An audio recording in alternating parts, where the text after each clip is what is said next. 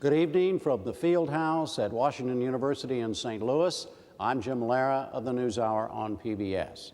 And I welcome you to this third and final Campaign 2000 debate between the Democratic candidate for president, Vice President Al Gore, and the Republican candidate, Governor George W. Bush of Texas. Let's welcome the candidates now.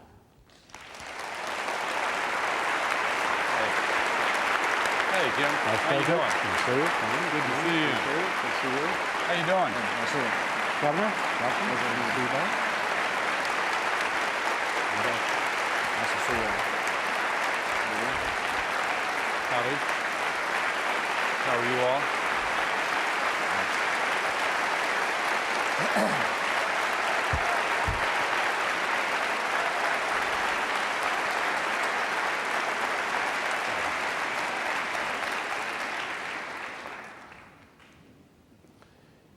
Before proceeding tonight, we would like to observe a moment of silence in memory of Governor Mel Carnahan of Missouri, who, along with his son and his former chief of staff, died in a private plane crash last night near St. Louis.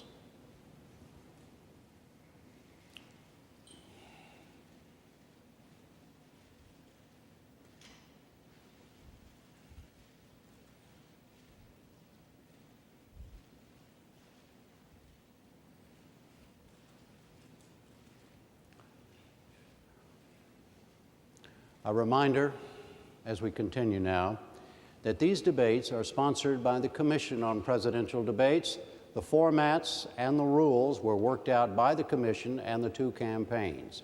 Tonight's questions will be asked by St. Louis area voters who were identified as being uncommitted by the Gallup organization.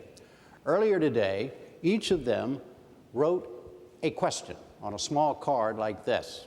Those cards were collected and then given to me this afternoon. My job, under the rules of the evening, was to decide the order the questions will be asked and to call on the questioners accordingly. I also have the option of asking follow-ups, which, in order to get to more of the panel's questions, for the record, I plan to do sparingly and mostly for clarifications. The audience participants are bound by the following rule. They shall not ask follow-up questions or otherwise participate in the extended discussion, and the questioner's microphone will be turned off after he or she completes asking the question. Those are the rules. As in Winston-Salem last week, no single answer or response from a candidate can exceed 2 minutes. There is an audience here in the hall, and they have promised to remain absolutely quiet, as did their predecessors this year in Boston, Danville, and Winston-Salem.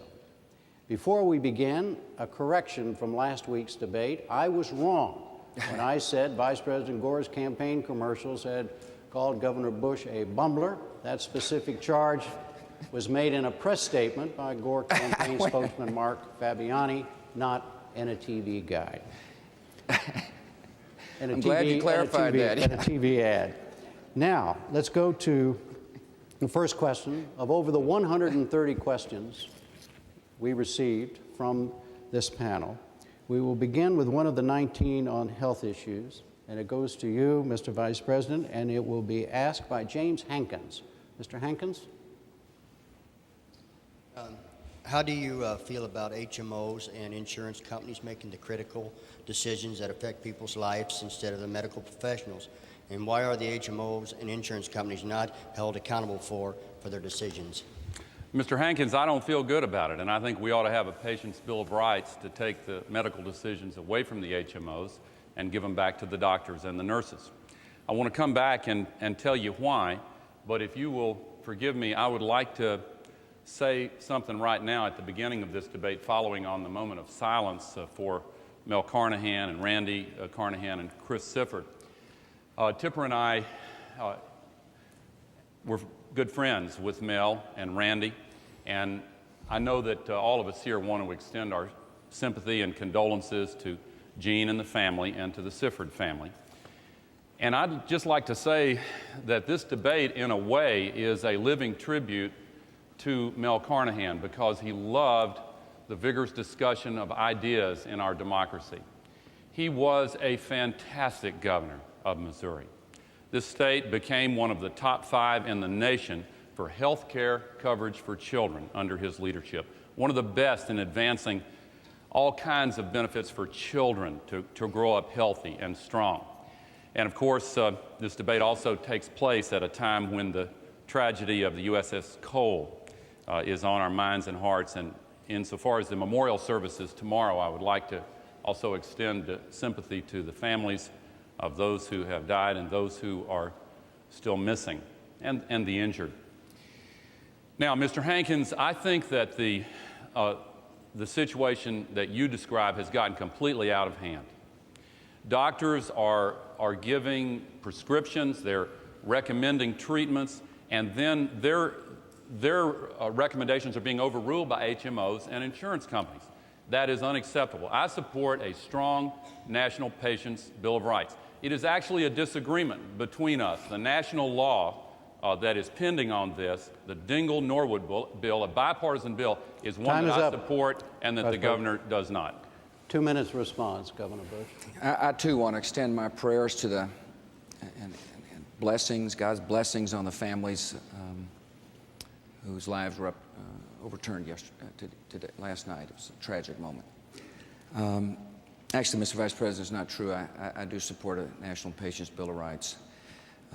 As a matter of fact, I brought Republicans and Democrats together to do just that in the state of Texas, to get a Patients' Bill of Rights through. It requires a different kind of leadership style to do it, though. You see, in order to get something done on behalf of the people, you have to put partisanship aside. And that's what we did in my state. We've got one of the most advanced Patients' Bill of Rights. It says, for example, that a woman doesn't have to go through a gatekeeper to go to her gynecologist. It says that you can't gag a doctor. A doctor can advise you. The HMO, the insurance company, can't gag that doctor from giving you full advice. In this particular bill, it allows patients to choose a doctor, their own doctor if they want to. But we did something else that was interesting. We're one of the first states that said you can sue an HMO for denying you proper coverage. Now, there's what's called an independent review organization that you have to go through first. It says if you got a complaint with your insurance company, you can take your complaint to an objective body. And if the objective body rules on your behalf, the insurance company must follow those rules. However, if the insurance company doesn't follow the findings of the IRO, then that becomes a cause of action in a court of law. It's time for our nation to come together and do what's right for the people. And I think this is right for the people. I support a national Patients' Bill of Rights, Mr. Vice President. And I want all people covered. I don't want the law to supersede good law like we got in Texas. Governor, I think time is up, sir. Jim, we Yes, have sir. a direct disagreement on this. Just a minute, Mr. Vice President. I wanted to, the way the rules go here now, 2 minutes, 2 minutes, and then I'll decide whether we go on, okay? Right. So what I want to make sure is we understand here is before we go on to another question in the health area, would you agree that you two agree on a National Patients' Bill of Rights? Absolutely, Quickly? absolutely not. I referred to the Dingell-Norwood bill. It is the bipartisan bill that is now pending in the Congress. The HMOs and the insurance companies support the other bill that's pending, the one that the Republican majority has put forward.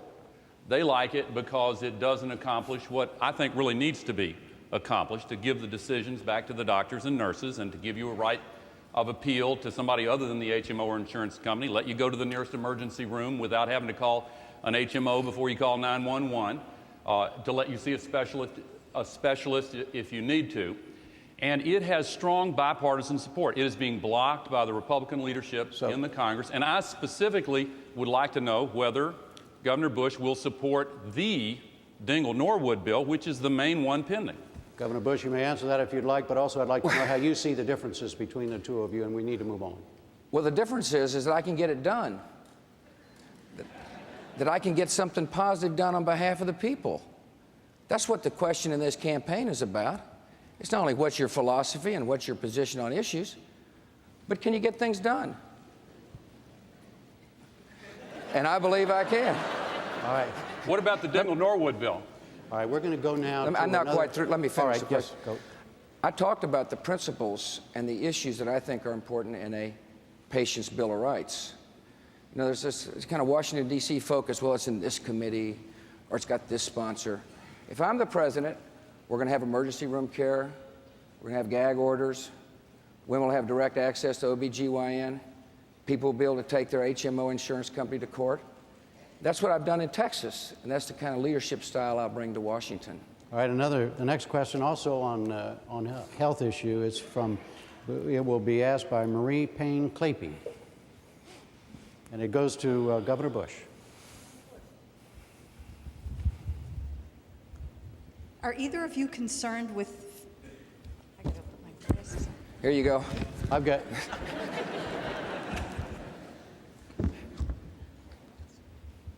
Okay.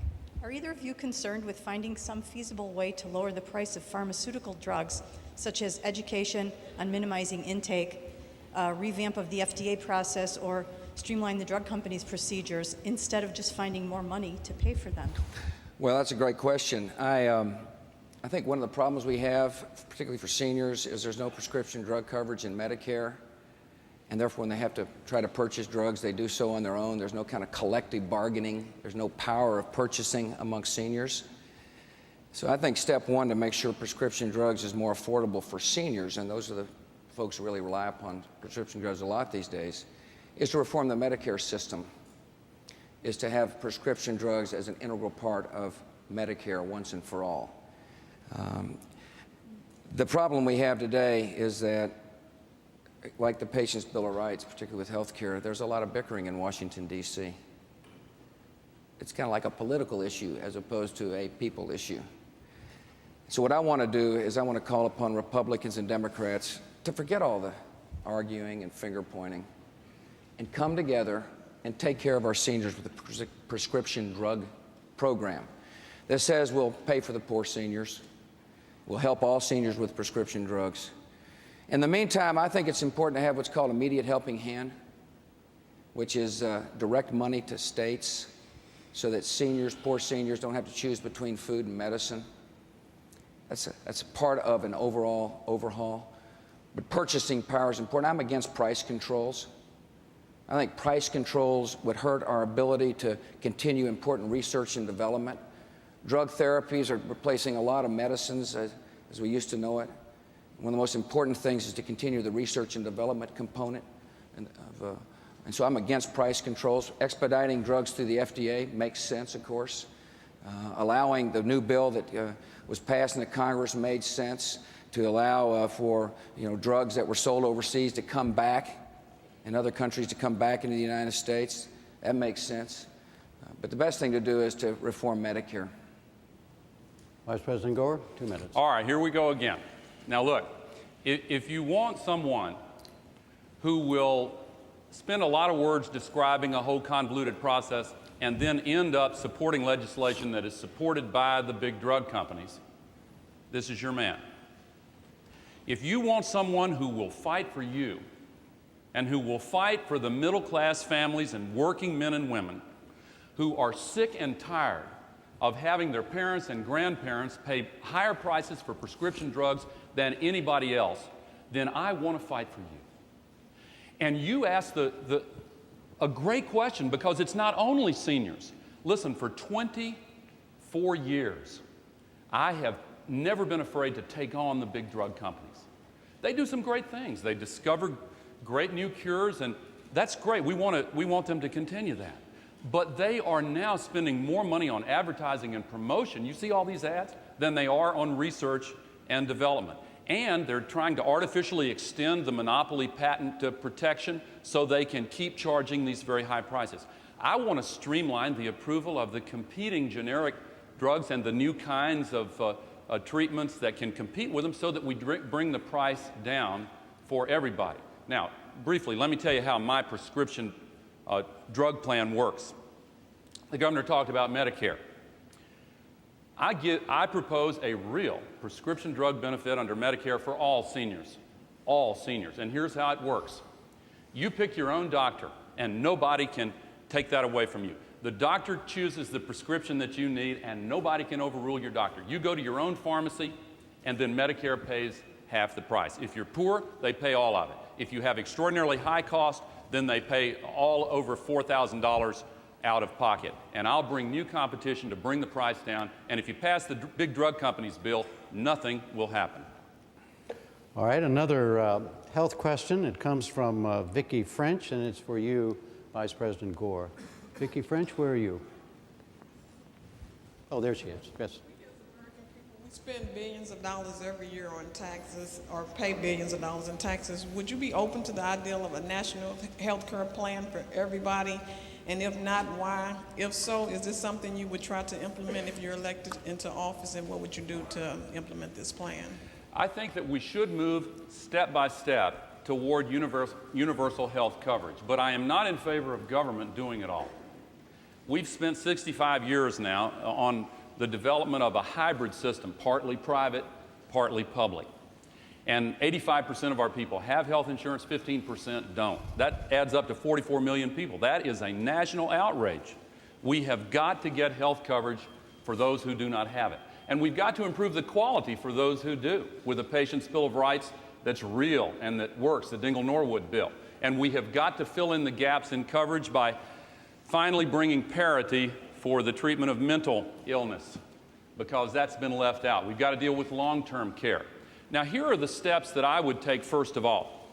I will make a commitment to bring health care coverage of high quality that is affordable to every single child in America within 4 years.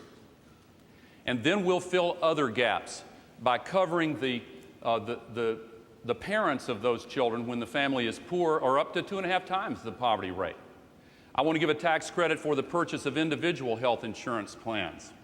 I want to give small business employers a tax credit, 25%, to encourage the providing of health insurance for the employees in small businesses. I want to give seniors who are, well, the near elderly, I don't like that term because I'm just about in that category. But those 55 to 65 ought to be able to buy into Medicare for premiums that are reasonable and fair and significantly below what they have to get now. Now, we have a big difference on this, and you need to know the record here. Under Governor Bush, Texas has sunk to be 50th out of 50 in health insurance for their citizens. Last week, he said that they were spending $3.7 billion, or $4.7 billion on this. Mr. Vice President? Okay. Time is up. Governor Bush, 2 minutes. I'm absolutely opposed to a national health care plan. I don't want the federal government making decisions for consumers or for providers. I remember what the administration tried to do in 1993. They tried to have a national health care plan, and fortunately it failed. I trust people. I don't trust the federal government. It's going to be one of the themes you hear tonight. I don't want the federal government making decisions on behalf of everybody. There is an issue with the uninsured. There sure is. And we've got uninsured people in my state. Ours is a big state, fast-growing state. We share a common border with another nation. But we're providing health care for our people. One thing about insurance, that's a Washington term. The question is, are people getting health care? And we've got a strong safety net, and there needs to be a safety net in America. There needs to be more community health clinics where the poor can go get health care. We need a program for the uninsured. They've been talking about it in Washington, D.C. The number of uninsured have now gone up for the past 7 years. We need a $2,000 credit rebate for people, working people who don't have insurance. They can get in the marketplace and start purchasing insurance. We need to allow small businesses to write insurance across jurisdictional lines so small business can afford health care. Small restaurants can afford health care. And so health care needs to be affordable and available. But we got to trust people to make decisions with their lives. In the Medicare reform I talk about, it says if you're a senior, you can stay in Medicare if you like it, and that's fine. But we're going to give you other choices to choose if you want to do so, just like they do the federal employees. The people who work in Washington, D.C. for the U.S. Congress or the United States Senate get a variety of choices to make in their lives. And that's what we ought to do for all people in America. Yes, sir. Sorry. Governor? Could I have a follow-up? Not paying attention to No, my lights not right very now. well. Not right now. education. Trying to find my light. These folks submitted 18 questions on education, and the first one is that we will be asked on education. Will go to you, Governor, and will be asked by Angie Pettig. Angie Pettig, where are you? There she is. Governor, right there. Oh, thanks. Hi, Angie. I've heard a lot about education and the need to hold teachers and schools accountable, and I certainly agree with that. But as an individual with an educational background and also a parent, I have seen a lot of instances where the parents are unresponsive to the teachers or flat out uninvolved in their child's education. How do you intend to not only hold the teachers and schools accountable, but also hold parents accountable? Well, you know, it's hard to make people love one another. I wish I knew the law, because I'd darn sure sign it. I wish I knew the law that said all of us would be good parents. One of the things the next president must do is to remind people that if we're going to have a responsible period in America, that each of us must love our children with all our heart and all our soul. I happen to believe strong accountability encourages parental involvement, though. I think when you measure and post results on the internet or in the town newspapers, most parents say, wait a minute, my child's school isn't doing what I want it to do, and therefore become involved in education. I recognize there are some who just don't seem to care. But there are a lot of parents who feel like everything is going well in their child's school, and all of a sudden they wake up and realize that, wait a minute, standards aren't being met. That's why I'm so strong for accountability. I believe we ought to measure a lot. 3, 4, 5, 6, 7, 8th grade. We do so in my state of Texas. One of the good things we've done in Texas is we've got strong accountability, because you can't cure unless you know. You can't solve a problem unless you diagnose it. I strongly believe that one of the best things to encourage parental involvement also is to know that the classrooms will be safe and secure. That's why I support a Teacher Liability Act at the federal level that says if a teacher or principal upholds reasonable standards of classroom discipline, they can't be sued. They can't be sued. I think parents will be more involved with education when they know their children's classrooms are safe and secure as well. I also believe that we need to say to people that if you cannot meet standards, there has to be a consequence. Instead of just the kind of the soft bigotry of low expectations, that there has to be a consequence. We can't continue to shuffle children through school. And one of the consequences is to allow parents to have different choices. Vice President Gore? Yeah, we have a huge difference between us on this question. I'd like to start by telling you what my vision is. I see a day in the United States of America where all of our public schools are considered excellent, world class, where there are no failing schools, where the classrooms are small enough in size, number of students, so that the teacher can spend enough one-on-one time with each student. Now that means recruiting new teachers for the public schools. It means, in my plan, hiring bonuses to get 100,000 new teachers in the public schools within the next 4 years. It means also helping local school districts that sometimes find the parents of school-age children outvoted on bond issues, to give them some help with interest-free bonding authority so that we can build new schools and modernize the classrooms. We need to give teachers the training and professional development that they need to, including paid time off to go visit the classroom of a master teacher and pick up some new skills. I want to give every middle-class family a $10,000 a year tax deduction for college tuition so that middle-class families will always be able to send their kids on to college. I want to work for universal preschool, because we know from all the studies that the kids learn more in the first few years of life than anywhere else. Now, I said there was a contrast. Governor Bush is for vouchers. And in his plan, he proposes to drain more taxpayer money out of the public schools for private school vouchers than all of the money that he proposes in his entire budget for public schools themselves. And only 1 in 20 students would be eligible for these vouchers, and they wouldn't even pay the full tuition to private school. I think that's a mistake. I don't think we should give up on the private schools and leave kids trapped in failing schools. I think we should make it the #1 priority to make our schools the best in the world, all of them. Governor, what is your position on that? Yeah, I appreciate that. I think anytime we end with one of these attacks, it's appropriate to respond. Here's what I think. First of all, vouchers are up to states. If you want to do a voucher program in Missouri, fine. See, I strongly believe in local control of schools. I'm a governor of a state, and I don't like it when the federal government tells us what to do. I believe in local control of schools, but here's what I've said. I've said to the extent we spend federal money on disadvantaged children, we want the schools to show us whether or not the children are learning. What's unreasonable about that? We expect there to be standards met, and we expect there to be measurement. And if we find success, we'll praise it. But when we find children trapped in schools that will not change and will not teach, instead of saying, oh, this is okay in America just to shuffle poor kids through schools, there has to be a consequence.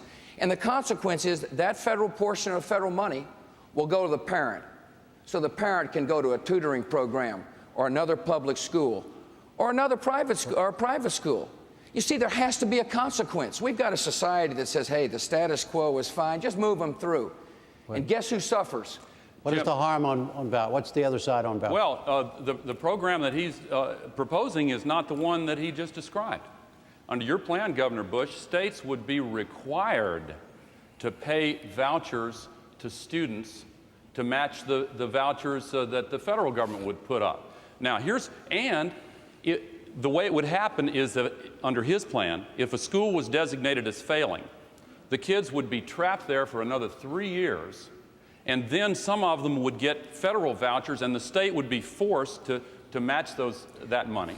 Under my plan, if a school is failing, we work with the states to give them the authority and the resources to close down that school and reopen it right away with a new principal, a new faculty, a turnaround team of specialists who know what they're doing. It's based on the plan of Governor Jim Hunt in North Carolina, and it works great. So no vouchers in a Gore administration? If I thought that there was no alternative, then I might feel differently. But I have an obligation to fight to make sure there are no failing schools. We've got to turn around most schools are excellent, but we've got to make sure that all of them are. Andrew Kosberg has a related question on education that's right on this subject. Mr. Kosberg, where are you? There you are, and it's for Vice President Gore. Mr. Vice President, in the school district in which I work and in countless others across the nation, we face crumbling school buildings, increased school violence, student apathy, overcrowding, lack of funding, lawsuits. The list goes on. I could mention low teacher pay, but I won't. What can you tell me and my fellow American teachers today about your plans for our immediate future? What grade do you teach? High school. Up. That's a violation of your rule, Vice President Gore. High school.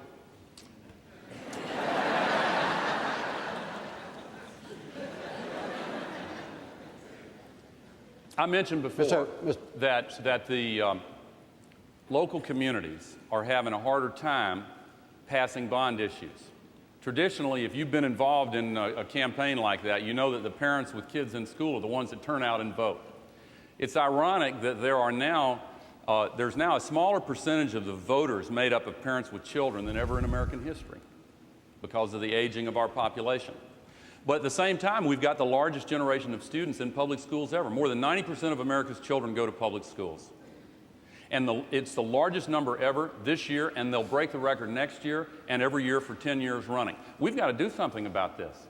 And it's not enough to leave it up to the local school districts. They're not able to do it, and our future depends upon it. Look, we're in an information age. Our economic future depends upon whether or not our children are going to get the kind of education that lets them go on to college. And again, I want to make it possible for all middle-class families to send their kids to college, and more Pell Grants for those who are in the lower income groups also. And then I want to make sure that we have job training on top of that and lifelong learning. But it all starts with the public school teachers.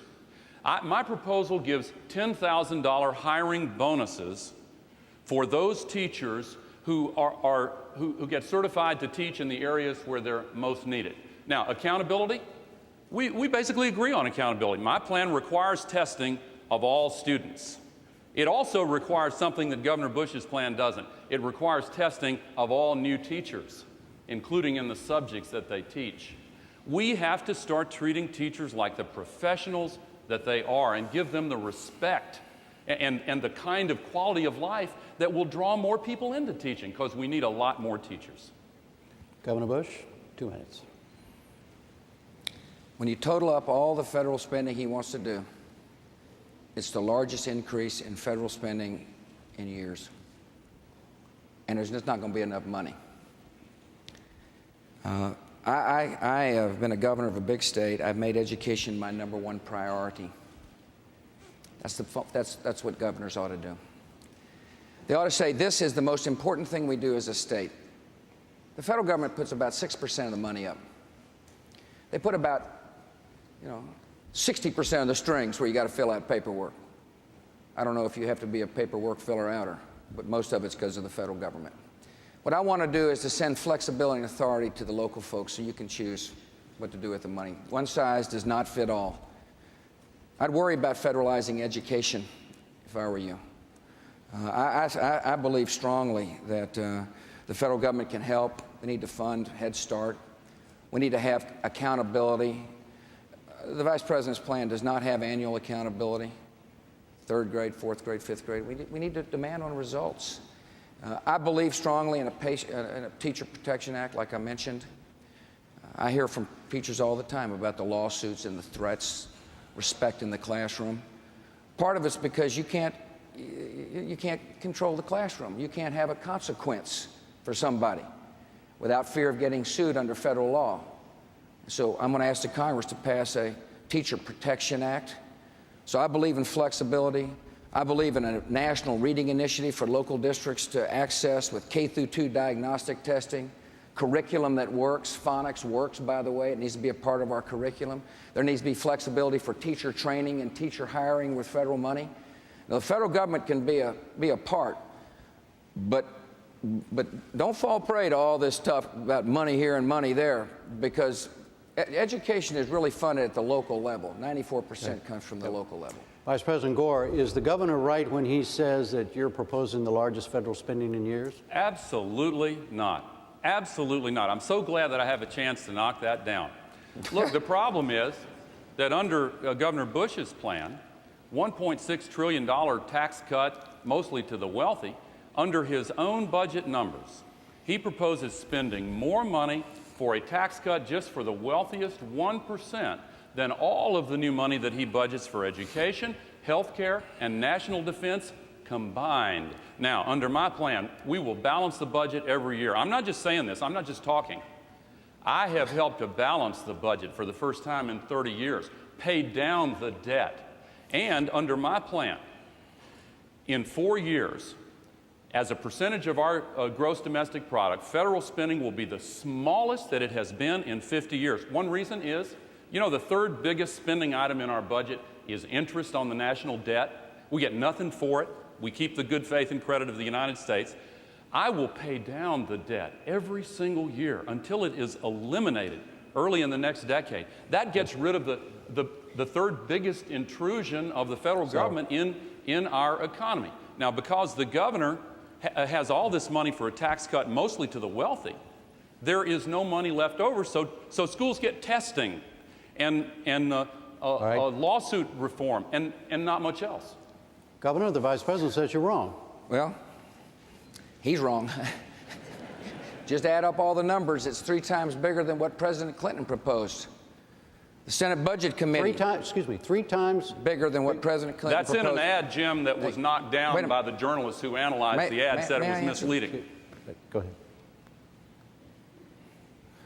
My turn? Yes, sir. Forget the journalists. He proposed more than Walter Mondale and Michael Dukakis combined. Now, this is a big spender, he is. And he ought to be proud of it as part of his record. We just have a different philosophy. Let me talk about tax relief. If you pay taxes, you ought to get tax relief. The Vice President believes that only the right people ought to get tax relief. I don't think that's the role of the President to pick. You're right, and you're not right. I think if you're going to have tax relief, everybody ought to get it. And therefore, wealthy people are going to get it. But the top 1% will end up paying 1/3 of the taxes in America, and they get 1/5 of the benefits. And that's because we structured the plan so that 6 million additional American families pay no taxes. If you're a family of 4 making $50,000 in Missouri, you get a 50% cut in your federal income taxes. What I've done is set priorities and funded them, and there's extra money. And I believe the people who pay the bills ought to get some money back. It's a difference of opinion. He wants to grow the government, and I trust you with your own money.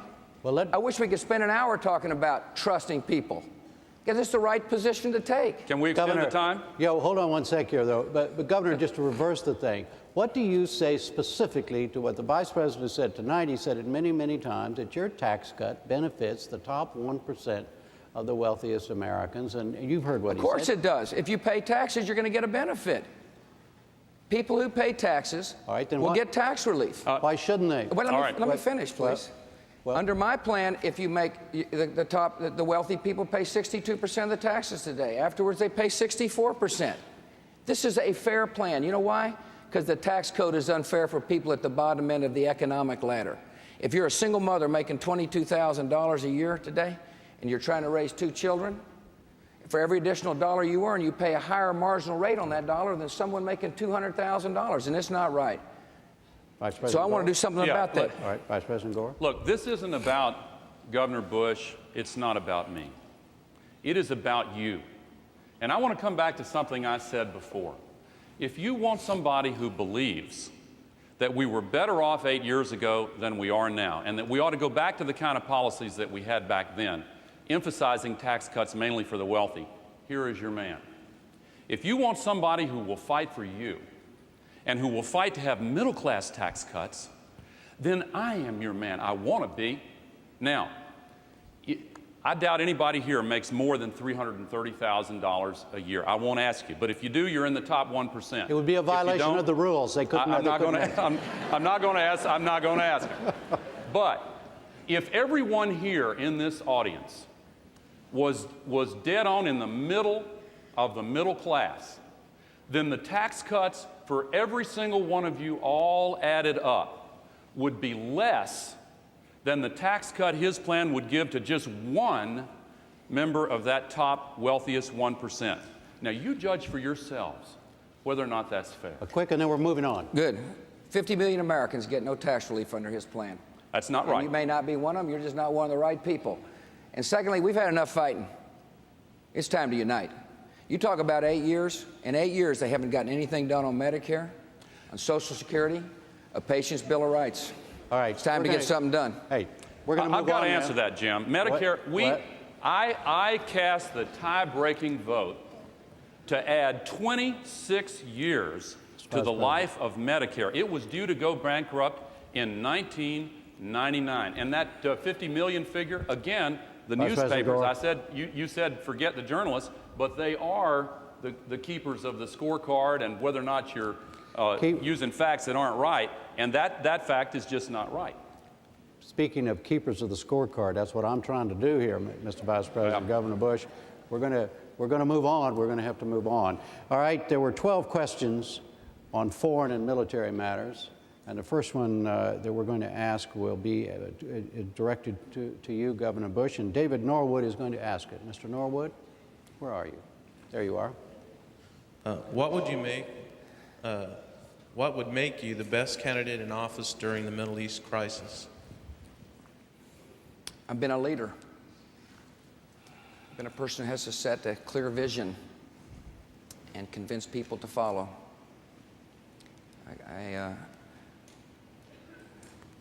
I got a strategy for the Middle East. And first, let me say that our nation now needs to speak with one voice during this time, and I applaud the President for working hard to diffuse tensions.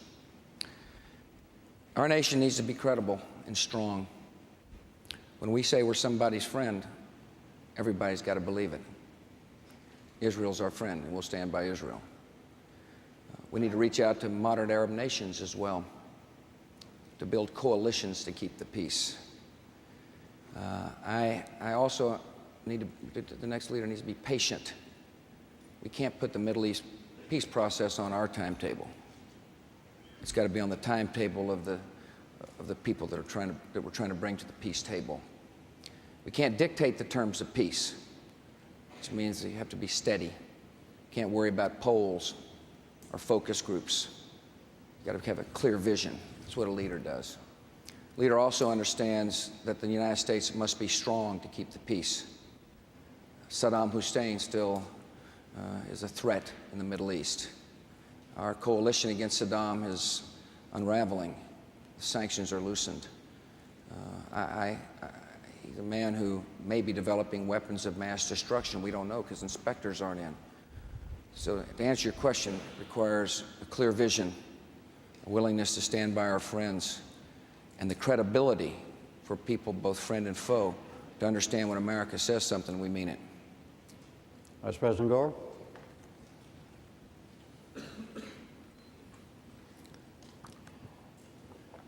I see a future when the world is at peace with the United States of America, promoting the values of democracy and human rights and freedom all around the world. Even in Iran, they have had an election that began to bring about some change. We stand for those values, and we have to be willing to assert them. Right now, our military is the strongest in the entire history of the world. I pledge to you, I will do whatever is necessary to make sure that it stays that way. Now, what can I bring to that challenge? When I was a young man, my father was a senator opposed to the Vietnam War. When I graduated from college, there were plenty of fancy ways to get out of going and being a part of that. I went and I volunteered, and I went to Vietnam. I didn't do the most or run the gravest risk by a long shot, but I learned what it was like to be an enlisted man in the United States Army. In the Congress, in the House of Representatives, I served on the House Intelligence Committee, and I worked hard to learn the subject of nuclear arms control and how we can defuse these tensions and deal with non-proliferation and deal with the problems of terrorism and these new weapons of mass destruction. Look, we're going to face some serious new challenges in the next 4 years. I've worked on that long and hard. When I went to the United States Senate, I asked for an assignment to the Armed Services Committee.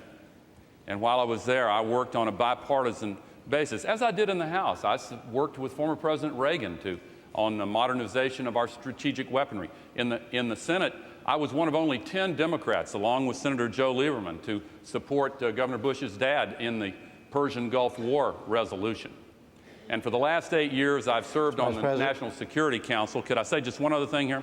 No, sir. We'll get back. I'm going to. The next question is to you. And fine, I'll wait. It's a related question. It's going to be asked by Kenneth Allen. Mr. Allen. I think that he gets oh, I'm sorry. You're right. Go ahead. Mr. Allen, right there. President, today our military forces are stretched thinner and doing more than they've ever done before during peacetime. I'd like to know I think we'd all like to know what you, as President, would do to ensure proper resourcing for the current mission and/or more selectively choosing the time and place that our forces will be used around the world. Thank you, sir. Just to finish briefly, I started to say that for the last 8 years I've been on the National Security Council, and last week I suspended campaigning for 2 days or parts of 2 days to go back and participate in the meetings that charted the President's summit meeting that he just returned from earlier today. And our country's team over there did a great job. It's a difficult situation. The United States has to be strong in order to make sure that we can help promote peace and security and stability. And that means keeping our military strong. Now, I said earlier that we are the strongest military, but we need to continue improving readiness and making sure that our military personnel are adequately paid and that the combination of their pay and their benefits and their retirement as veterans is comparable to the stiff competition that's coming in this strong economy from the private sector. And I have supported the largest pay raise in many a year, and I support another one now. I also support modernization of our strategic and tactical weaponry. The governor's proposed skipping a generation of technology. I think that's I think that would be a mistake, because I think one of the ways we've been able to be so successful in Kosovo and Bosnia and Haiti and in other places is by having the technological edge. You know, we won that conflict in Kosovo without losing a single human life in combat, a single American life in combat. Now, readiness. The trends before I got my current job were on the decline. The number of divisions were reduced.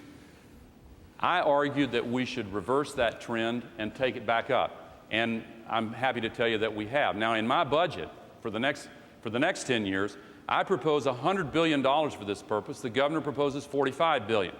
I propose more than twice as much because I think it's needed. Governor Bush, 2 minutes. If this were a spending contest, I'd come in second. I readily admit I'm not going to grow the size of the federal government like he is. Your question was deployment. It must be in the national interests, must be in our vital interests whether we ever send troops. The mission must be clear. Soldiers must understand why are we going. The force must be strong enough so that the mission can be accomplished, and the exit strategy needs to be well defined. I'm concerned that we're over-deployed around the world. See, I think the mission has somewhat become fuzzy.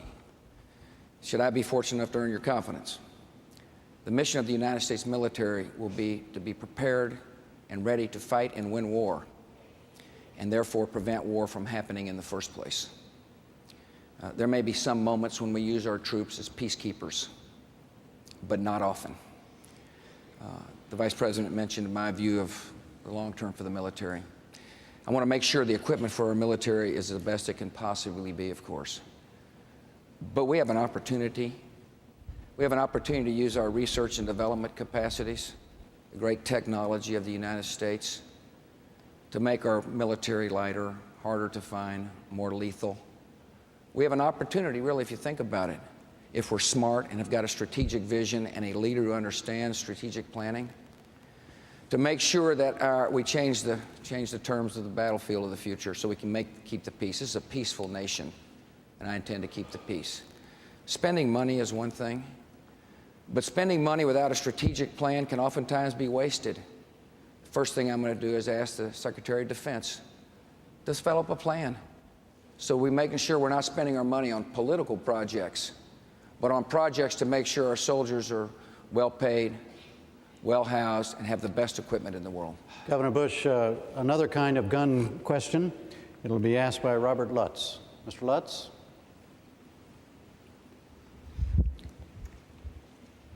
Governor Bush. Yes, sir. We'd just like to know what is your opposition to the Brady handgun bill? I'm sorry, I didn't hear that. We'd like to know why you object to the Brady handgun bill, if you do object to it. Because on a recent TV ad, it showed that the National Rifle Association says if you are elected, that they will be working out of your office. Well, I can just see.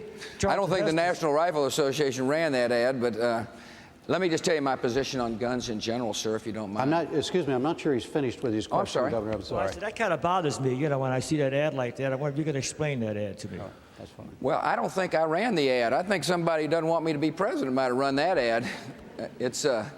That wasn't my ad, and I think it might have been one of my opponent's ads. Here's what I believe, sir.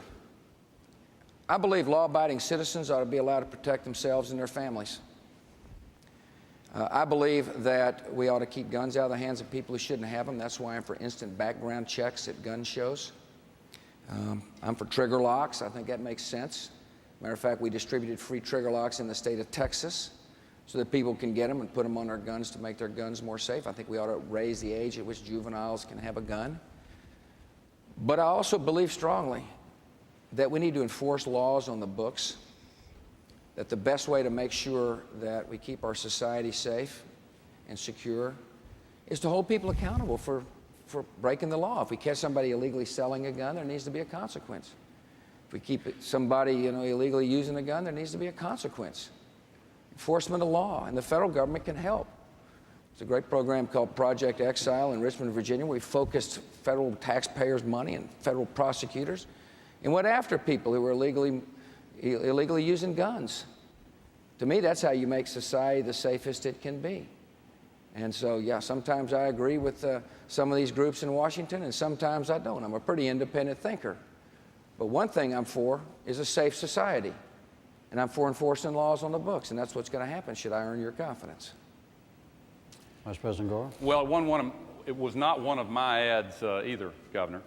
But I am familiar with the statement, and it was made by one of the top-ranking officials of that organization. Let me tell you my position. I think that some common-sense gun safety measures are certainly needed with the flood of cheap handguns that have sometimes been working their way into the hands of the wrong people. But all of my proposals are focused on that problem, gun safety. None of my proposals would have any effect on hunters or sportsmen or people who use rifles. They are aimed at the real problem. Let's make our schools safe. Let's make our neighborhoods safe. Let's have a 3-day waiting period, cooling off, so we can have a background check to make sure that criminals and people who really shouldn't have guns don't get them. But I'd like to use my remaining time on this exchange, Jim, to respond to an exchange that took place just a moment ago, because a couple of times the governor has said that I am for a bigger government. Governor, I'm not. And let me tell you what the record shows. For the last 8 years, I have had the challenge of running the streamlining program called Reinventing Government. And if there are any federal employees in this group, you know what that means. The federal government has been reduced in size by more than 300,000 people. And it's now the smallest number that we have had the smallest in size since John Kennedy's administration. During the last 5 years, Texas's government has gone up in size. Federal government has gone down. Texas's government has gone up. Now, my plan for the future, I see a time when we have smaller, smarter government where you don't have to wait in line because you can get services online. Cheaper, better, faster. We can do that. Steve Luker has a question, and it is for Vice President Gore. Mr. Luker? There you are. Vice President Gore, the family farms are disappearing and having a hard time, even in the current positive economic environment. What steps would you or your administration take on agriculture policy developments to protect the family farms for this multifunctional service they perform? We've got a bumper crop this year, but that's the good news. You know what the bad news is that follows on that. The prices are low. In the last several years, the so-called freedom to farm law has, in my view, been mostly a failure. I want to change many of its provisions. Now, many here who are not involved in farming won't follow this, so just forgive me, because the 2% of the country that is involved in farming is important because the rest of us wouldn't eat except for them. And you guys have been having a hard time, and I want to fight for you. I want to change those provisions. I want to restore a meaningful safety net. And I think that you pointed the way in your comments, because when you say there are multiple things accomplished by farmers, you're specifically including conservation and protection of the environment. And yes, farmers are the first environmentalists. And when they decide not to plow a field that is vulnerable to soil erosion, that may cost them a little money, but it helps the environment. I think that we ought to have an expanded conservation reserve program. And I think that the environmental benefits that come from sound management of the land ought to represent a new way for farmers to get some income that will enable you to make sensible choices in crop rotation and when you leave the land fallow and the rest. Now, I'll go beyond that and say I think we need much more focused rural economic development programs. I see a time when the internet-based activities are more available in the rural areas and where the extra source of income that farm families used to have from shoe factories is replaced by an extra source of income from working in the information economy. So we need to do a lot of things, but we ought to start with a better safety net. Governor Bush, 2 minutes. I'd like our farmers feeding the world. We're the best, we're the best producers in the world, and I want the farmers feeding the world. We need to open up markets. Exports are down, and every time an export number goes down, it hurts the farmer. I want the next president to have fast-track negotiating authority to open up markets around the world. We're the best. We're the most efficient farmers. I don't want to use food as a diplomatic weapon from this point forward. We shouldn't be using food. It hurts the farmers. It's not the right thing to do. I'm for value-added processing. We need to do more work on value-added processing. You take the raw product you produce, I presume you're a farmer, off your farm, and convert it. I think value-added processing is important. I'm for research and development, spending research and development money so that we can use our technological base to figure out new uses for farm products. I'm for getting rid of the death tax, completely getting rid of the death tax. One reason family farmers are forced to sell early is because of the death tax. This is a bad tax. The president shouldn't have vetoed that bill. It's a tax that taxes people twice. It penalizes the family farmer. So should I be fortunate enough to earn your vote? I also understand that I'm going to open up markets, but I also understand that farming is a part of our national security. I'm from a big farm state, with the second biggest state, farming state in the country, and I hear from my farmers friends all the time. Vice President's right. By the way, every day's Earth Day if you own the land, and I like the policies that will encourage farmers to set aside land as well for conservation purposes. Thank you. A quick thing on the inheritance tax. There is a difference between the two of you on this. Vice President Gore? Yeah, I'm for a massive reform of the estate tax or the death tax. And under the plan that I've proposed, 80% of all family farms will be completely exempt from the estate tax.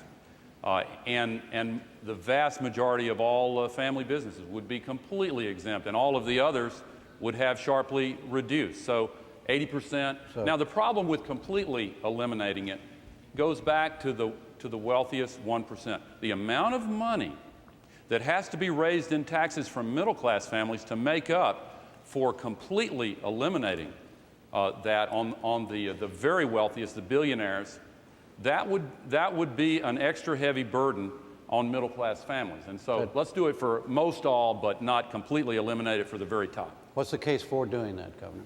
Eliminating the death tax? Completely, for everybody. Because people shouldn't be taxed twice on their assets. It's either unfair for some or unfair for all. I mean, again, this is just a difference of opinion. If you're from Washington, you want to pick and choose winners. I don't think that's the role of the president. I think if you're going to have tax relief, everybody benefits. Secondly, I think your plan, there's a lot of fine print in your plan, Mr. Vice President, in all due respect. It is, I'm not so sure 80% of the people get the death tax. I know this, 100% will get it if I'm the president. I just don't think it's fair to tax people's assets twice, regardless of your status. It's a fairness issue. It's an issue of principle, not politics. New issue. And the question will be asked by Joyce Cleamer of Governor Bush. Joyce Cleamer, there you go. Hi, Joyce. Yes, hi, Governor. I'm very concerned about the morality of our country now. TV, movies, the music that our children are barraged with every day. And I want to know if there's anything that can be worked out with the Hollywood or whoever to help get rid of some of this bad language and the whatever. It's just bringing the country down. And our children are very important to us, and we're concerned about their education at school. We should be concerned about their education at home also. Yeah. Thank you. Appreciate that question. Laura and I are proud parents of teenage girls, twin daughters, and I know what you're saying. Government ought to stand on the side of parents. Parents are teaching their children right from wrong, and the message oftentimes gets undermined by the popular culture. You bet there's things the government can do.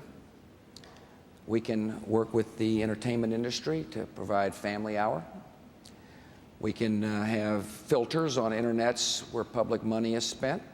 there ought to be filters in public libraries and filters in public schools so that if kids get on the internet, there's not going to be pornography or violence coming in. I think we ought to have character education in our schools.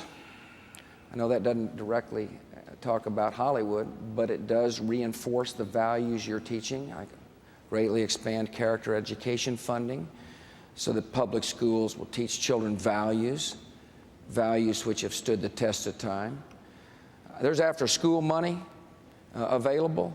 I think that after-school money ought to be available for faith-based programs and charitable programs that exist because somebody has heard the call to love a neighbor like you'd like to be loved yourself.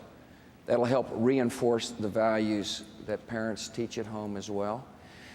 Ours is a great land, and one of the reasons why is because we're free, and so I don't support censorship.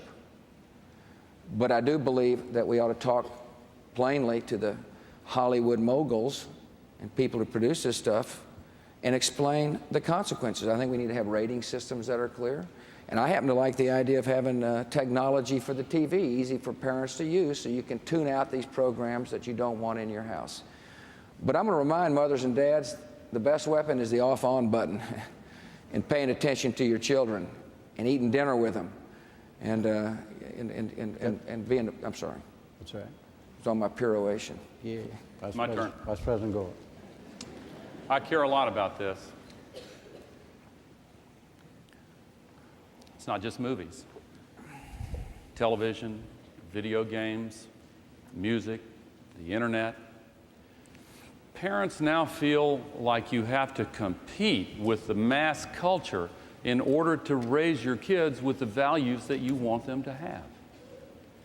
Tipper and I have 4 children, and God bless them, every one of them decided on their own to come here this evening. I don't want to embarrass our oldest daughter. She and her husband made us grandparents almost a year and a half ago. And yet, if she'll forgive me, when she was little, she brought a record home that had some awful lyrics in it. And Tipper hit the ceiling. And that launched a campaign to try to get the record companies to put ratings warning labels for parents. And I'm so proud of what she accomplished in getting them on there. I've been involved myself in negotiating and in helping to move along the negotiations with the internet service providers to get a parents protection page every time 95% of the pages come up, and a feature that allows parents to automatically check with one click what sites your kids have visited lately. You know, some parents are worried about those filters that you'll have to ask your kids how to put them on there. But if you can check up on them, then that's real power. And recently, the Federal Trade Commission pointed out that some of these entertainment companies have warned parents that the material is inappropriate for children, and then they've turned around behind the backs of the parents and advertised that same adult material directly to children. That is an outrage. Joe Lieberman and I gave them 6 months to clean up their act.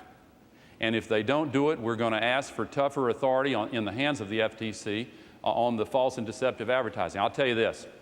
I want to do something about this. Respect the First Amendment, but I will do something to help you raise your kids without that garbage. All right. Vice President Gore, the next question is for you, and it will be asked by Stephen Koosman. Mr. Koosman, where are you, sir? Right behind me as well. There we go. Right next to the last. Yeah, got it. Good planning. It seems that when we hear about issues of this campaign, it's usually Medicare, Social Security, or prescription drugs. As a college professor, I hear a lot of apathy amongst young people who feel that there are no issues directed to them. Yeah. And they don't plan to vote. Yeah. How do you address that? We've got to change it. I spend a good deal of time talking to young people, and in my standard speech out there on the stump, I usually end my speech by saying, I want to ask you for something, and I want to direct it especially to the young people in the audience. And I want to tell you what I tell them. Sometimes people who are very idealistic and have great dreams, as young people do, are apt to stay at arm's length from the political process because they think their good hearts might be brittle. And if they invest their hopes and allow themselves to believe then they're going to be let down and disappointed.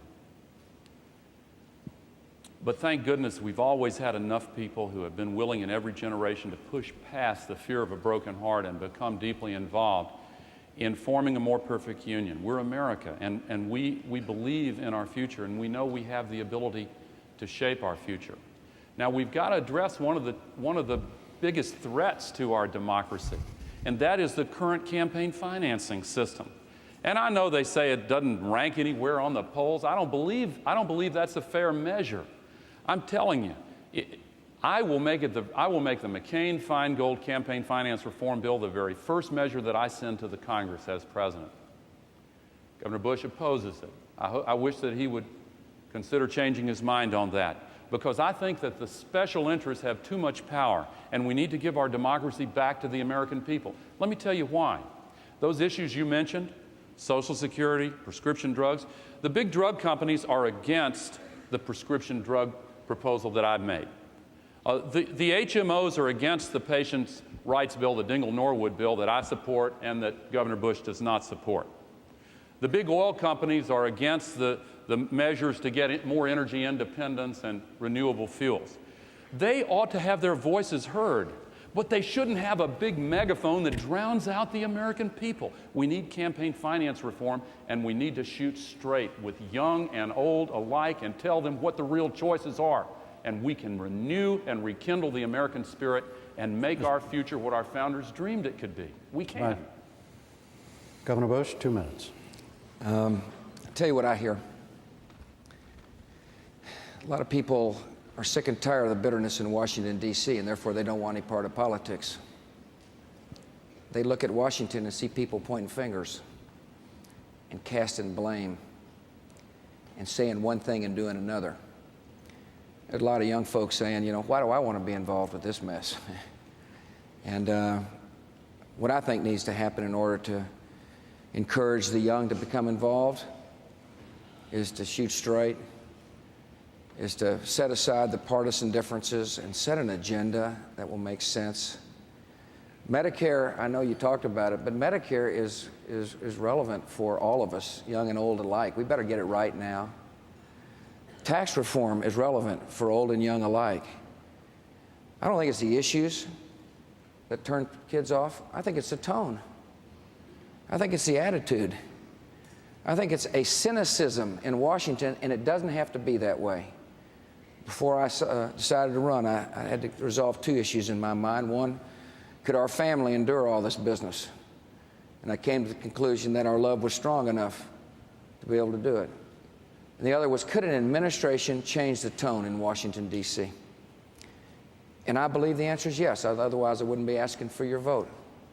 That's what happened in Texas. We worked together. There's a man here in this audience named Hugo Berlanga. He's the chairman of the Health Committee. He came here for a reason, to tout our record on health in Texas. He's a Democrat. I didn't care whether you're a Republican or a Democrat. What I cared about is, could we work together? That's what Washington, D.C. needs. And finally, sir, to answer your question, it needs somebody in office who will tell the truth. That's the best way to get people back in the system. Governor Bush, Norma Kirby has the next question, and it's for you. Norma Kirby, Okay. where are you? Hi, Norma. Hi. How will your administration address diversity, inclusiveness, and what role will affirmative action play in your overall plan? I've had a record of bringing people from all walks of life into my administration, and my administration is better off for it in Texas. I'm going to find people that want to serve their country, but I want a diverse administration. I think it's important. I've worked hard in the state of Texas to make sure our institutions reflect the state with good, smart policy. Policy that rejects quotas. I don't like quotas. Quotas tend to pit one group of people against another. Quotas are bad for America. It's not the way America is all about. But policies that give people a helping hand so they can help themselves. For example, in our state of Texas, I worked with the legislature, both Republicans and Democrats, to pass a law that said if you come in the top 10% of your high school class, you're automatically admitted to one of our one of our higher institutions of learning, college. And as a result, our universities are now more diverse. It was a smart thing to do, is what I called it. I labeled it affirmative access. I think the contracting business in government can help, not with quotas, but help meet a goal of ownership of small businesses, for example. The contracts need to be smaller. The agencies need to recruit and to work hard to find people to bid on the state contracts. I think we can do that in a way that that represents what America is all about, which is equal opportunity and an opportunity for people to realize their potential. So to answer your question, I support, I guess the way to put it is affirmative access. And I'll have an administration that will make you proud. Thank you. Vice President Gore. I believe in this goal and this effort with all my heart. I believe that our future as a nation depends upon whether or not we can break down these barriers that have been used to pit group against group and bring our people together. How do you do it? Well, you establish respect for differences. You don't ignore differences. It's all too easy for somebody in the majority in the population to say, oh, we're just all the same, without an understanding of the different life experience that you've had, that others have had. Once you have that understanding and mutual respect, then we can transcend the differences and embrace the highest common denominator of the American spirit. I don't know what affirmative access means. I do know what affirmative action means. I know the governor's against it, and I know that I'm for it. I know what a hate crime statute pending at the national level is all about in the aftermath of James Byrd's death. I'm for that proposed law. The governor is against it. I know what it means to have a commitment to diversity. I am part of an administration that has the finest record on diversity and incidentally, an excellent, I think our success over the last 8 years has not been in spite of diversity, but because of it, because we're able to draw on the wisdom and experience from different parts of the society that hadn't been tapped in the same way before. And incidentally, Mel Carnahan in Missouri had the finest record on diversity of any governor in the entire history of the state of Missouri, and I want to honor that among his other achievements here. Now, I just believe that what we have to do is enforce the civil rights laws. I'm against quotas. This is, with all due respect to Governor, that's a red herring. Affirmative action isn't quotas. I'm against quotas. They're illegal. They're against the American way. Affirmative action means that you take extra steps to acknowledge the history of discrimination and injustice and prejudice and bring all people into the American dream because it helps everybody, not just those who are directly benefited. Governor, are you opposed to affirmative action? No, if affirmative action means quotas, I'm against it. If affirmative action means what I just described, what I'm for, then I'm for it. You heard what I was for. Vice President keeps saying I'm against things. You heard what I was for. And that's what I support. What about, Mr. Vice President, you heard what he said. He said if affirmative action means quotas, he's against it. Affirmative action doesn't mean quotas. Are you for it without quotas? Well, I may not be for your version, Mr. Vice President, but I'm for what I just described to the lady. Are you for what the Supreme Court says is a constitutional way of having affirmative action? Jim, let's go on to another. And it's a question. No, it doesn't speak for itself, Mr. Vice President. It speaks for the fact that there are certain rules in this that we all agree to, but evidently rules don't mean anything. The question is for you, Vice President Gore, and Lisa Key will ask it. Lisa Key, where are you? There we go, sorry. How will your tax proposals affect me as a middle-class, 34-year-old single person with no dependents? If you make less than $60,000 a year and you decide to invest $1,000 in a savings account, you'll get a tax credit, which means in essence that the federal government will match your $1,000 with another $1,000. If you make less than $30,000 a year and you put $500 in a savings account, the federal government will match it with $1,500. If you make more than $60,000 up to $100,000, you'll still get a match, but not as generous. You will get access to lifelong learning and education, help with tuition if you want to get a new skill or training. If you want to purchase health insurance, you will get help with that. If you want to participate in some of the dynamic changes that are going on in our country, you will get specific help in doing that. If you are part of the bottom 20% or so of wage earners, then you will get an expanded earned income tax credit. Now, the tax relief that I propose is directed specifically at middle income individuals and families. And if you have an elderly parent or grandparent who needs long-term care, then you will get help with that. $3,000 tax credit to help your expenses in taking care of a loved one who needs long-term care. Governor Bush? Right. Let me just say, this business about kind of the entitlement he tried to describe about savings, matching savings here and matching savings there, if fully funded, is going to cost a whole lot of money, a lot more than we have. You're going to get tax relief under my plan. You're not going to be targeted in or targeted out. Everybody who pays taxes is going to get tax relief. If you take care of an elderly in your home, you're going to get the personal exemption increased. I think also what you need to think about is not the immediate, but what about Medicare? You get a plan that will include prescription drugs, a plan that will give you options. Now, I hope people understand that Medicare today is important, but it doesn't keep up with the new medicines. If you're a Medicare person, on Medicare, you don't get the new procedures. You're stuck in a time warp in many ways. So it'll be a modern Medicare system that trusts you to make a variety of options for you. You're going to live in a peaceful world.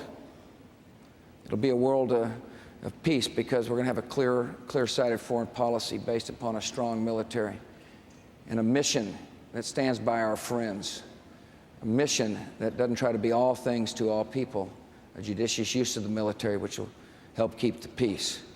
You'll be in a world, hopefully, that's more educated, so it's less likely you'll be harmed in your neighborhood. See, an educated child is one much more likely to be hopeful and optimistic. You'll be in a world in which fits into my philosophy. The harder you work, the more you can keep. It's the American way. Government shouldn't be a heavy hand. That's what the federal government does to you. It should be a helping hand. And tax relief and the proposals I just described should be a good helping hand. Governor, next question is for you, and Leo Anderson will ask it. Mr. Anderson. Hi, Leo. What? You want a mic? In one of the last debates held, the subject of capital punishment came up. And in your response to the question, you seem overly enjoyed, as a matter of fact, proud that Texas led the nation in execution of prisoners. Sir, did I misread your response? And are you really, really proud of the fact that Texas is #1 in executions? No, I'm not proud of that. Death penalty is very serious business, Leo. It's an issue that good people obviously disagree on. I take my job seriously. And if you think I was proud of it, I think you misread me. I do. I was sworn to uphold the laws of my state. During the course of the campaign in 1994, I was asked, do you support the death penalty? I said I did, if administered fairly and justly, because I believe it saves lives. I do. I think if it's administered swiftly, justly, and fairly, it saves lives. One of the things that happens when you're a governor, at least oftentimes you have to make tough decisions. And you can't let public persuasion sway you because the job is to enforce the law. And that's what I did, sir. There have been some tough cases come across my desk. Some of the hardest moments since I've been the governor of the state of Texas is to deal with those cases. But my job is to ask two questions, sir. Is the person guilty of the crime? And did the person have full access to the courts of law? And I can tell you, looking at you right now, in all cases, those answers were affirmative. Now, I'm not proud of any record. I'm proud of the fact that violent crime is down in the state of Texas. I'm proud of the fact that that we hold people accountable. But I'm not proud of any record, sir. I'm not. Vice President Gore? I support the death penalty. I think that it has to be administered not only fairly with attention to things like DNA evidence, which I think should be used in all capital cases, but also with very careful attention. If, for example, somebody confesses to the crime and somebody's waiting on death row, there has to be alertness to say, wait a minute, have we got the wrong guy? If the wrong guy is put to death, then that's a double tragedy. Not only has an innocent person been executed, but the real perpetrator of the crime has not been held accountable for it, and in some cases may be still at large.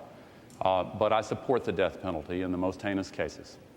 Do both of you believe that the death penalty actually deters crime, Governor? I do. That's the only reason to be for it. I don't. Let me finish. Sir. Sure. I don't think you should support the death penalty to seek revenge.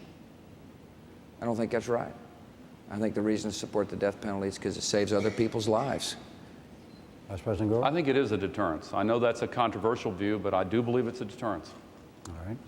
Next question is for you, Vice President Gore, and Thomas Fisher will ask it. Mr. Fisher? Yes, my sixth grade class at St. Clair School wanted to ask, of all these promises you guys are making and all the pledges, will you keep them when you're in office? Yes.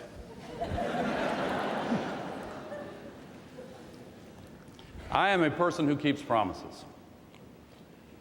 And you know, we've heard a lot from the governor about not much being done in the last 8 years, as if the promises that I made 8 years ago have not been kept. I think the record shows otherwise. We have gone from the biggest deficits 8 years ago to the biggest surpluses in history today. Instead of high unemployment, we now have the lowest African American unemployment, the lowest Latino unemployment ever measured, 22 million new jobs, very low unemployment nationally. Instead of ballooning the debt and multiplying it 4 times over, we have seen the debt actually begun to be paid down. Here are some promises that I'll make to you now. I will balance the budget every year. I will pay down the debt every year. I will give middle-class Americans tax cuts, meaningful ones. And I will invest in education, health care, protecting the environment, and retirement security. We both made promises in this campaign. I promise you I will keep mine. Let me tell you about one of the governors. He has promised $1 trillion out of the Social Security Trust Fund for young working adults to invest and save on their own. But he's promised seniors that their Social Security benefits will not be cut, and he's promised the same $1 trillion to them. So this is the show me state. Reminds me of the line from the movie, Show Me the Money. Which one of those promises will you keep and which will you break, Governor? Governor Bush? Thank you for your question. There's an old high school debating trick, which is to answer something and then attack your opponent at the end. You asked about promises. You were promised that Medicare would be reformed and that Social Security would be reformed. You were promised a middle-class tax cut in 1992. It didn't happen. There's too much bitterness in Washington. There's too much wrangling. It's time to have a fresh start. One of the reasons I was successful as the governor of Texas is because I didn't try to be all things to all people. When I campaigned in a race, a lot of folks didn't think I could win, including, by the way, my mother. I said I'd do 4 things: tort reform, education reform, welfare reform, and juvenile justice reform. And I won, and I had the will of the people in my state behind me. And then I brought folks together to get it done. And that's what we need, I think, in this election. To me, that's what it's all about. I know, listen, I'm sure your 6th grade kids are listening to these guys will say anything to get elected. But there's a record, and that's what I hope people look at. And one of my promises is going to be Social Security reform, and you bet we need to take trillion dollars out of that $2.4 trillion surplus. And remember, Social Security revenue exceeds expenses up until 2015. People are going to get paid. But if you're a younger worker, if you're younger, you better hope this country thinks differently. Otherwise, you're going to be faced with huge payroll taxes or reduced benefits. And you bet we're going to take $1 trillion of your own money and let you invest it under safe guidelines so you get a better rate of return on the money than the paltry 2% that the federal government gets for you today. That's one of my promises. But it's going to require people to bring both Republicans and Democrats together to get it done. That's what it requires. There was a chance to get this done. There was bipartisan approach, but it's been rejected. I'm going to bring them together. Both of you, on this subject, there are other questions that also go to this skepticism, not necessarily about you, but all people in politics. Why is that? Well, first of all, Jim, I'd like to respond to what the governor just said, because the $1 trillion that has been promised to young people has also been promised to older people, and you cannot keep both promises. If you're in your mid-40s, under the governor's plan, Social Security will be bankrupt by the time you retire if he takes it out of the Social Security Trust Fund. Under my plan, its solvency will be extended until you're 100. Now, that is the difference. And the governor may not want to answer that question. He may want to call it a high school debating trick. But let me tell you this. This election is not about debating tricks. It is about your future. The reason Social Security, he says it gets 2%. You know, it's not a bank account that just pays back money that's invested. It is also used to give your mothers and fathers the Social Security checks that they live on. If you take $1 trillion out of that Social Security Trust Fund, how are the checks going to be, how are you going to keep faith with the seniors? Now, let me come directly to your question. I think we have to go to the closing statements. And, well, can I answer that? One reason people are skeptical is because people don't answer the questions they've been asked. The $1 trillion comes out of the surplus so that you can invest some of your own money. There's just a difference of opinion. I want workers to have their own assets. So who you trust, government or people?